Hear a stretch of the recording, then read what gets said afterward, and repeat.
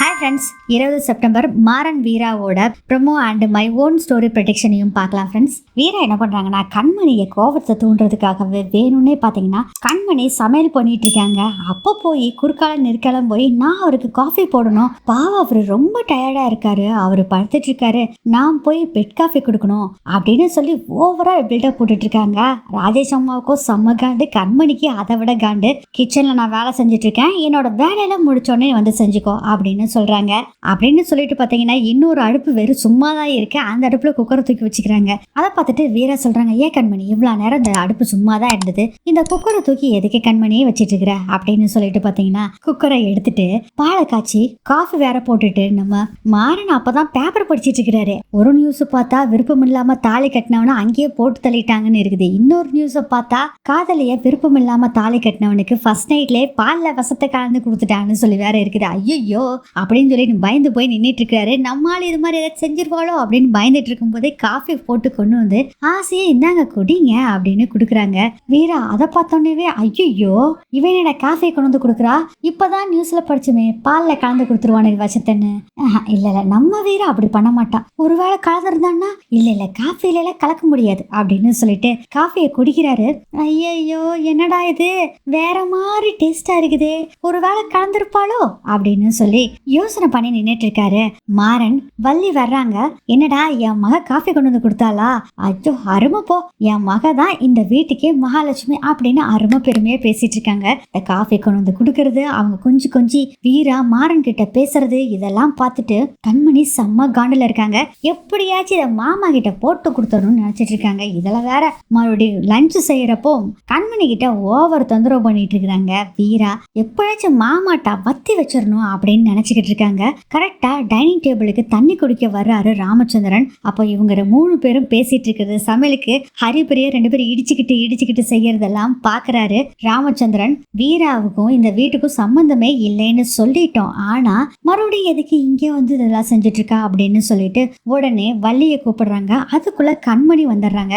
அவங்களும் வந்து நின்றுட்டு இருக்காங்க. வள்ளி வந்தோடனே வீராவை கூட்டிட்டு வர சொல்றாங்க. வீராவும் வர்றாங்க.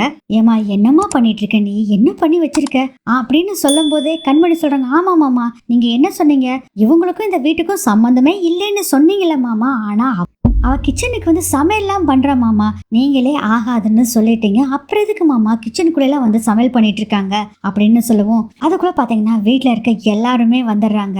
இதெல்லாம் கேட்டுட்டு உங்ககிட்ட என்னமா நான் சொன்னேன் அப்படின்னு கேக்குறாரு ராமச்சந்திரன். என்ன மாமா சொன்னீங்க அப்படின்னு கேக்குறாங்க வீரா. வீரா உனக்கு கொஞ்சம் கூட புரியலையா, மாமா உன்ன ஒதுக்கி வச்சிருக்காருன்னா கிச்சனுக்குள்ள வரக்கூடாது, வீட்டுல இருக்க பொருட்களை எல்லாம் யூஸ் பண்ணக்கூடாது, அதுதான் அர்த்தம். கண்மணி அதெல்லாம் சொல்லிட்டு சாரி மாமா நான் காலையில இவகிட்ட சொன்ன மாமா, இவதான் மாமா கேட்கல அப்படின்னு சொன்னோடனே ராமச்சந்திரன் கேக்குறாங்க, ஏன்மா இப்படி பண்ண, அப்ப என்னோட வார்த்தைக்கு மதிப்பே இல்லையா? இல்ல மாமா உங்க வார்த்தைக்கெல்லாம் மதிப்பு கொடுக்காமலாம் இல்ல மாமா, நீங்க சங்கடப்படுவீங்கன்னு தான் செஞ்சேன் அப்படின்னு. ராஜேஷ் அம்மா சும்மா இருக்காங்களா, அவர் எதுக்கு சங்கடப்படுறாரு, ஒதுக்கி வைக்கிறனா வீட்டுல இருந்து எல்லாத்துல இருந்து ஒதுக்கி வைக்கிறது தான் அர்த்தம் அப்படின்னு சொன்னோன்னே ராஜேஷ் அம்மா பேசணுன்னே கோவம் வந்துருது வள்ளிக்கு. இங்க பாருங்க, இது எங்க வீட்டு குடும்ப விஷயம், நீங்க தலையிடாதீங்க, நீங்க இதுல குறுக்க வரக்கூடாதுன்னா வீட்டுல ஒரு ஓரமா பேசாம உட்காந்துருக்கணும், சும்மா மூக்க நுழைச்சுக்கிட்டு அப்படின்னு சொன்னோன்னே வள்ளி சொன்னோடனே கோவம் வந்தது ராமச்சந்திரனுக்கு. வள்ளி ஆனா இல்லைண்ணா இது நம்ம குடும்ப விஷயம்னா, 3வது ஆளை எதுக்கு மூக்கு நுழைச்சுக்கிட்டேன்னா, நம்ம விஷயத்த நம்ம பேசி தீர்த்துக்கணும், அதுக்குதான் அண்ணன் சொன்னேன் அப்படின்னு சொல்றாங்க வள்ளி. நீ கொஞ்சம் பேசாம இருக்கியா வள்ளி, ஏமா நீ தனியா சமைச்சு சாப்பிட்டேன்னா எனக்கு என்னமா வருத்தம் இருக்க போகுது அப்படின்னு ராமச்சந்திரன் சொல்றாங்க. அதுக்கு வீரா சொல்றாங்க, மாமா குடும்பம்னு இருந்தா அந்த குடும்பத்துல 2 பெட்ரூம் இருக்கலாம், 2 பால்கனி இருக்கலாம், ஆனா வீட்டுல யூஸ் பண்ற வண்டின்னு நிறைய இருக்கலாம், ஆனா சாமி ரூமும் சரி சமையல் ரூமும் சரி ஒண்ணுதான் மாமா இருக்கணும், அப்பதான் ஒரு குடும்பம் எப்பவுமே ஒத்துமையா சந்தோஷமா இருக்குன்னு அர்த்தம் மாமா அப்படின்னு சொல்றாங்க.